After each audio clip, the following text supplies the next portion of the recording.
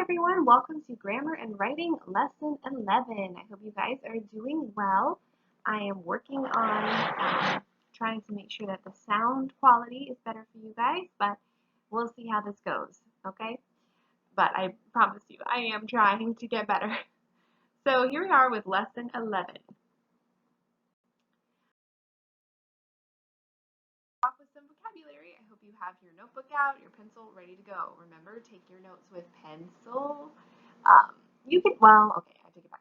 You can take notes with pen, but you need to make sure that all of your homework, anything you're going to turn into me, is in pencil.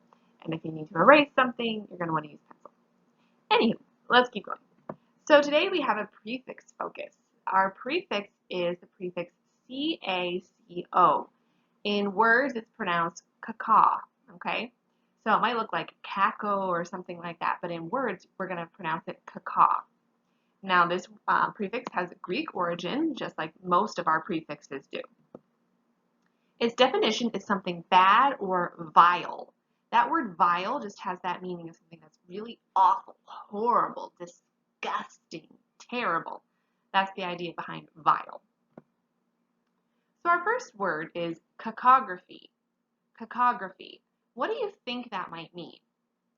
When we talk about graph, that particular word part, remember that means that has to do with writing, with your writing. So what do you think cacography would be? That's right, bad handwriting or spelling. So really bad handwriting, really bad spelling, that is cacography. So if your teacher has to tell you to redo your homework because your handwriting is really messy, that means you suffer from cacography. For example, the writer's cacography was impossible to read. So that's bad handwriting, you couldn't possibly read it. That's frustrating, right? If you can't read somebody's handwriting. So I hope your handwriting's not like that. Cacophony. Cacophony. And that little word part, the phone, that has to do with hearing. So what do you think cacophony would be? That's disagreeable or discordant sound. So the idea of discordant, that means like it doesn't go together, it's not very pleasing. So disagreeable or discordant sound. So that's sound that's just, it's loud and it hurts your ears, but even more than that, like it's screeching and it doesn't go well. So let's say maybe somebody is playing an instrument really, really badly, and then there's other noises. That would be cacophony. For example, hundreds of parrots created a cacophony of squawking in the pecan tree. So that would be really noisy. Have you ever heard a bunch of birds all together? That's the idea of cacophony. Because it's not exactly pleasing to listen to most of the time. I'm not talking about songbirds, I'm talking about squawking, that kind of noise. Okay, now you need to study your vocabulary from weeks 1 through 2 because you are going to have a quiz on Wednesday. So Wednesday the 9th, you will be having a quiz. So that would be this Wednesday. So make sure you're studying your vocabulary words from weeks 1 through 2. So that does not include the ones today. All right. To start with our exercises, we're going to do the same thing as normal. You're going to fill in the blank with the correct vocabulary word. Number 1, the Greek prefix kaka means blank or vile. Don't forget to pause so that you can fill in your blank. Number 2, an example of blank is a noisy catfight. What would that be an example of? Number 3, the pharmacist could not read the patient's prescription because of the physician's blank. What would make it difficult to read the prescription? By the way, the prescription is the little note that a doctor writes so that you can give that to the pharmacy and they can get you your medicine. That's a prescription if you did not know. All right, let's check out the answers. Pause the video if you need to. The Greek prefix kaka means something bad or vile. Number 2, An example of cacophony is a noisy cat fight. And number 3, the pharmacist could not read the patient's prescription because of the physician's cacography, bad handwriting. Moving on to unity in informative paragraphs. Now, as teachers, we are working together to try to lower the amount of tarea that you have every day and lower the amount of materias that you have every day. Because of this, you will most of the time, not all the time, but you will most of the time have either writing or grammar. You won't have both in the same day. Sometimes you will. Like I believe next Monday you're going to have both because it's a short week and you needed to get in both a writing and a grammar lesson. But for the most part, you will either have writing or you'll have grammar. So today is one of those days we have writing today, just writing. So we're talking about paragraphs having unity, which is something that we looked at in the last 2 weeks. A paragraph has unity when all of its sentences support the main idea. That means they all work together so that the main idea is clear, is understandable, and has plenty of information to explain it. A unified paragraph should not contain sentences that are unrelated to the main idea. If your sentences have nothing to do with the main idea, then your paragraph is not a good paragraph.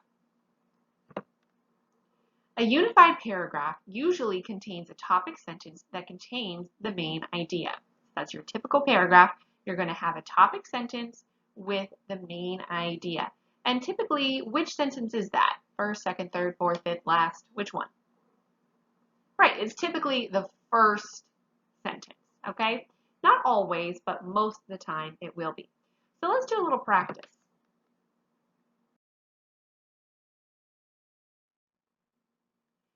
So this paragraph does not have complete unity. Now this paragraph is part of your homework. So I want you to get your page 79 that says Unity in Informative Paragraphs at the top. Pause your video, find that in your binder. You should put it in your binder from your packet. Okay. Now this is the packet that your parents are getting today. So if your parents haven't come back with your packet yet, then you'll have to finish this later. Okay? So get that in front of you. All right, so in the you have a bunch of paragraphs. You have 3 paragraphs. They're all talking about basketball. So in these paragraphs, they have some sentences that do not support the main idea. We're going to do the first paragraph together so that you have an idea of how to finish this exercise, okay? So let's read this together. My Uncle Rex is a referee for the National Basketball Association. Being an NBA referee is a demanding job. First, a referee must be as well conditioned as the athletes themselves.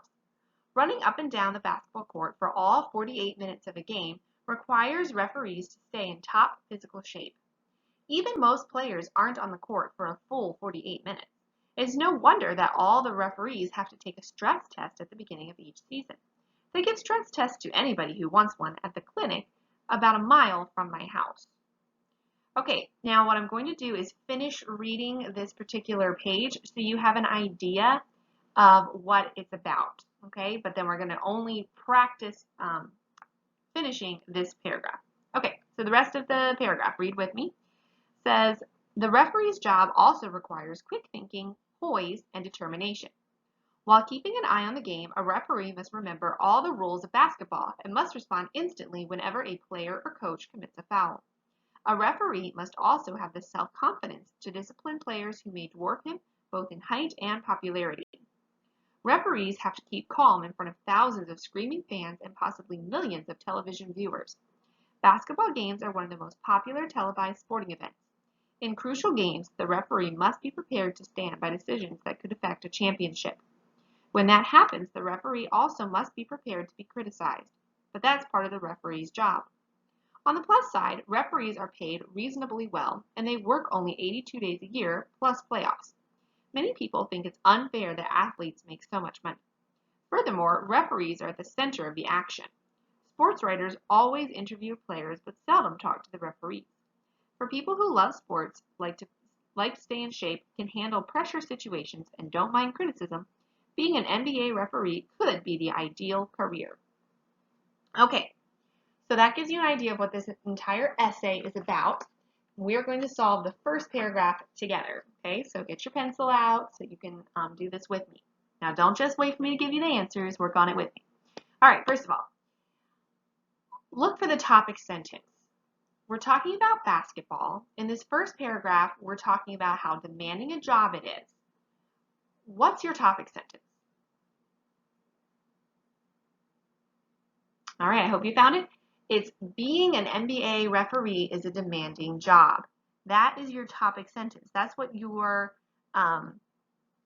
paragraph is really mainly about being an NBA referee and how demanding that job is. It's not my Uncle Rex is a referee for the National Basketball Association. The rest of your paragraph is not going to be about your Uncle Rex. So that's not your topic sentence. In fact, that first sentence, my Uncle Rex is a referee, does that really have anything to do with the whole rest of your essay? No, it doesn't. So that's your very first sentence that does not support the main idea. My Uncle Rex is a referee for the National Basketball Association. It has nothing to do with the rest of it. The only thing it has to do with the other parts of the paragraph is that he is a referee and we're talking about referees, but it's not enough to really go with it. So really, you're starting with being an NBA referee is a demanding job. Now keep looking. There is one more sentence that does not fit. I want you to pause the video and find it. Okay, did you find it? It's the one sentence that it talks about something that's in the paragraph, but it really is not part of the main idea. It does not support the fact that being a referee is a demanding job. It talks about stress, the stress that the referee has, but it's not really talking about stress for a referee. It's that very last sentence. They give stress tests to anybody who wants one at the clinic about a mile from my house. What does that have to do with everything? Nope, nothing. Nothing to do with it. So,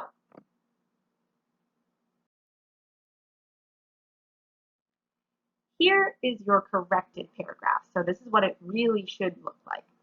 Being an NBA referee is a demanding job. First, a referee must be as well conditioned as the athletes themselves.